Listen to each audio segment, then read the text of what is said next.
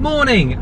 The girls have gone off today to London to watch a show, so we're having a boys' day, and our boys' day is taking us to Westover Nissan, local dealer, who've got a launch event today for the 2018 Nissan Leaf, and all goes well. We've arranged a short test drive in it, so I can give you my first impressions.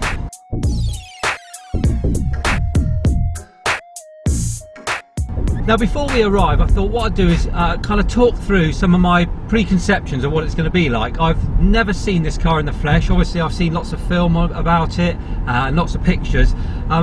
So it'll be interesting to see whether my preconceived ideas about it are actually how it turns out to be. So I'm coming from a 24 kilowatt hour 2015 Nissan Leaf. I've got, at the moment, kind of quite high intentions of possibly buying this new one, so I'm going with quite a positive mindset.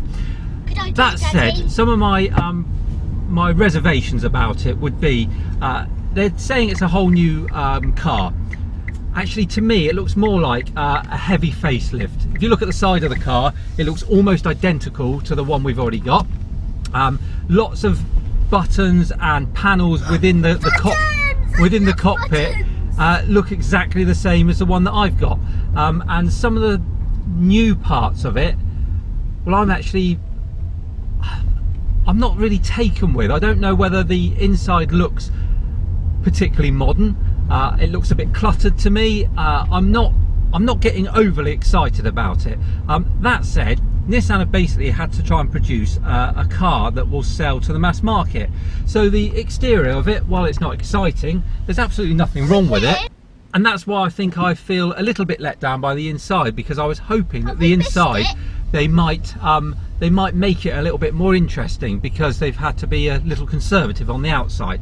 But that's just my preconceived ideas. We're arriving now. We're a bit early, so they're not open yet, which gives me a chance to have a bit of a wander around and see if we can see one before anyone gets here.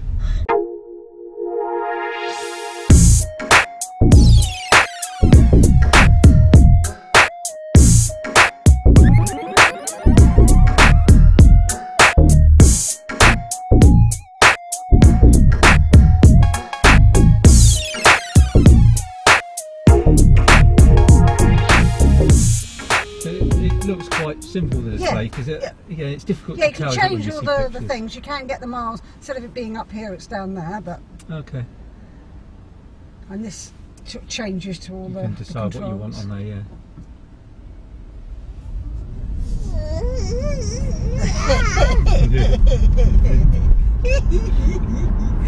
You like a bit of turbo boost, don't you? This smile.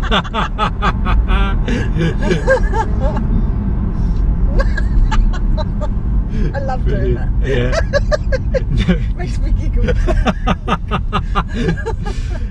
Thomas already realised the eco button's there, so he says I can turn it on and off. He's saying. Yeah, just slow me down a bit. Yeah. Right.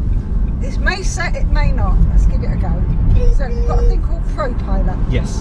So that button, that button, that button, that button, that button. That's it. And increase the speed. Right. She's now on adaptive cruise control. Right. So had there been a car in front of me, it would slow us down. Let's bring the speed down to 50. Show me through. Right. Once that steering wheel goes green and this goes green, there you go. It tells you if you wander out of your lane. You can take your hands off the steering wheel, but you can't take your hands off the steering wheel.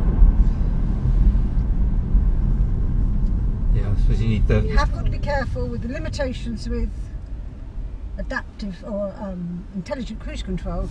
Is at roundabouts she'll just go because she can't see anything on the side. Yeah, and I guess it needs pretty good white lines in order to set itself initially. It did set itself a couple of times going down here, and it set itself going down towards Holgate. But we had a lot of rain yesterday. Yeah, and it's rubbish, this road surface anyway, isn't it? She's on. She said it. You just see that car. See the car, yeah, it's seen that car. So if he suddenly came to a halt, this car would come to a halt behind it. It can't see stationary traffic. It has, because the radar works from the car moving away from it. Right. So if we came up behind a load of parked cars, it wouldn't stop. Oh, okay. Oh, that's worth knowing. And if somebody cuts in front of you, again, the radar can't react fast enough. So there's a camera here that picks the lines up, right, and there's a radar in the front that's doing now the cruise control. Okay. So this is on adaptive cruise control. Hopefully, yeah, she's locked on. Oh, there we go. Yeah, okay. gone green. So I'm going to just back the speed off a bit. Yeah. It stays pretty central. As she's saying, centred in the lane.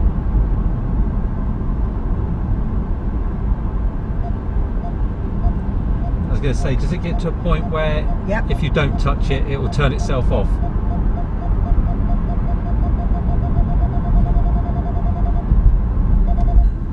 Right, because we've got to the roundabout too quickly. But it would ultimately say, no, you have it back. Yeah.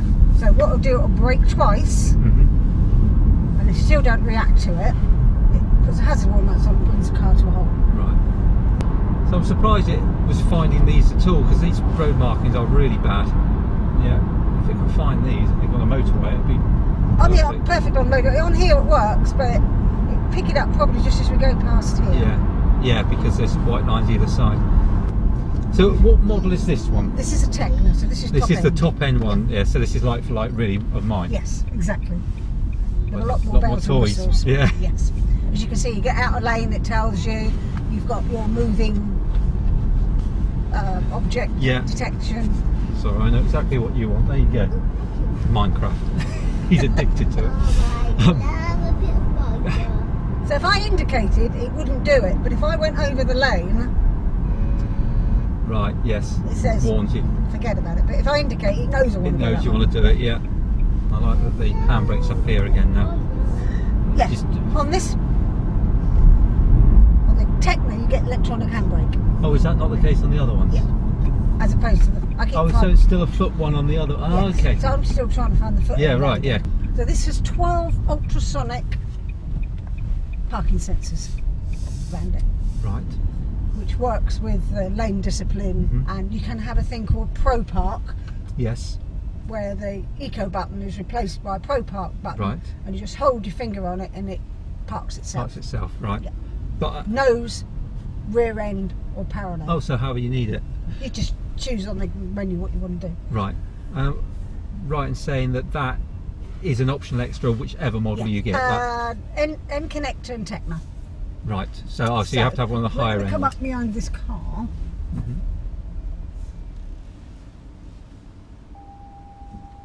Oh, so it automatically throws up your camera. Ah, that's good. Especially with the nose, because that was what the other one was missing. Yeah, I'm forever hitting the button to have a look. We've also got cross traffic. So if somebody shot past me now and you're trying to reverse, this goes yellow and says something's just sort of coming. So if you're busy looking at the screen and not out the window, if somebody comes whizzing past, as they do, don't they? But there you go. That's picked up something that was cross. Something happened. See, and that's the other thing that the old one's missing, the sensors. So if that's slip all. Away. Yesterday it was. You couldn't see the camera. Right. Because we had water on it, but we knew what we were doing because we just brought it back to there. Yeah, you could hear the sensors go. So it's close to that yellow one. It's gone red. That's gone green. That's absolute. And 3 to show you which side it is. Yeah.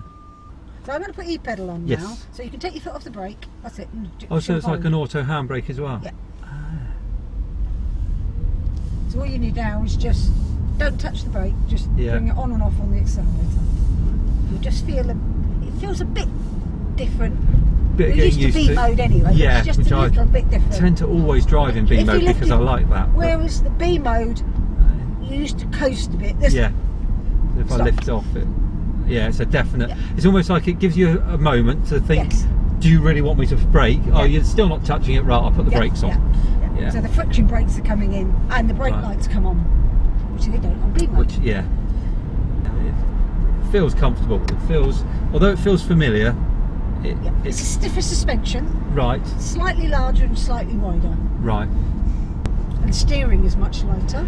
It is. And turn to turn, it's only 2.5, not 3.5 like yours. Oh, okay. So lock to lock, you don't have to throw it round. Yeah. Oh, that's funny, isn't it? Yeah. And it's quite intuitive because I forgot I had it then, and it still stopped in time for me. Yep. Which is the beauty of what I was just saying to you about the hands-on. If you had a medical episode or something, you know, heart attack or anything like that, and you're like that, in a normal car, it just goes careering on. This, at least, it will try and wake you up if you've fallen asleep, and it will pull it. Yeah, and stop it. Just stop and everything will be safe. So that was from 30, and I'm already doing around 80. Yeah, it's absolutely effortless, and it's planted. If you have to get yourself out of trouble, you can get yourself out of trouble. Could you ever? I'm really impressed with that, actually. That I wasn't expecting it to feel so easy just to go up through the street. You've got an 80 kilowatt electric motor with this, it's got 110, so it's got and there's a real difference to that. That is very good. My big concern was when I saw the picture, I thought they've just put some toys in the old car, because the door panels are the same, there's similar buttons and switches. It's just this bit, the outside's totally different. But actually, it feels like a totally different car. It feels like, having driven the Pulsar, it feels like a pumped up version of that. But a refined version of it. We think because this is going to be it. That's interesting. And there's a new Connect app as well, which is a bit faster. Right, so I saw that they've updated it on mine. Yes. Is this one the same, or is this completely different? No, it's the same. It's the same one. They've updated it for all of them. Right. Is there going to be, because I know, I think in America they've got like Find My Car. Is that coming to here? Is it on this one? Because on my one it's not. So I didn't know whether it was going to be on this one or not. See, that's really handy, because it's not on mine.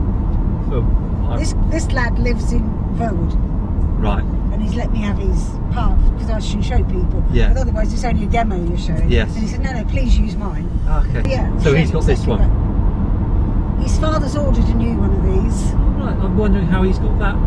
Because that's on his 66 plate. Ah, okay. So obviously mine's too old to have it. Yeah. But there's the newer Leaf, yes. 30 kilowatt ones do. Yeah. Oh, okay. Yeah. Well, that was it. That was my first look and test drive of the new Nissan Leaf. And despite my initial reservations, I actually really liked it. It was it's a definite improvement.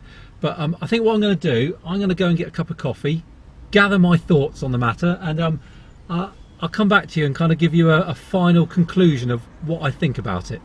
Well, I'm home now, and I've had a bit of an opportunity to have a think about the test drive this morning. And for me, some of my preconceived ideas initially are unaltered. So when I first saw the car in the flesh, the outside of it, it's very much Nissan of today. There was nothing there that got me particularly excited. It's a Nissan. There's nothing wrong with it, it's just not overly exciting. Inside, as I said before, lots of buttons the same as the old one, lots of parts of the old Leaf are in there. It looks a little bit cluttered in places, and that shiny black plastic, there's still some of that on the trim, and I absolutely hate that for fingerprints and scratches and things. That said, that's where my preconceived ideas ended. Driving the car, it is leaps and bounds ahead of the old Leaf. There's no doubt about it. There's more power in there, it's more stable, it's more refined. It just feels like a different car, and the E-pedal I really liked. That is so intuitive. Even when I forgot I was using it on that short test drive, it still, at the points I wanted it to stop, it was stopping. And I think that would be a really good feature to have going forward on any EV. I think that's really, really good. ProPilot I liked. I'm not a massive user of cruise control, mainly because it uses more power, I find. It's an option that I would like. I wouldn't say it's an essential, but I'd be disappointed if I didn't have it. And be able to keep itself in the lanes and all the rest of it. Just nice safety features, nice features to have, especially if you do a lot of dual carriageway and motorway driving. If you stick around the town, I'd say don't bother paying the extra, or don't bother trying to get a top model just so you can have that option.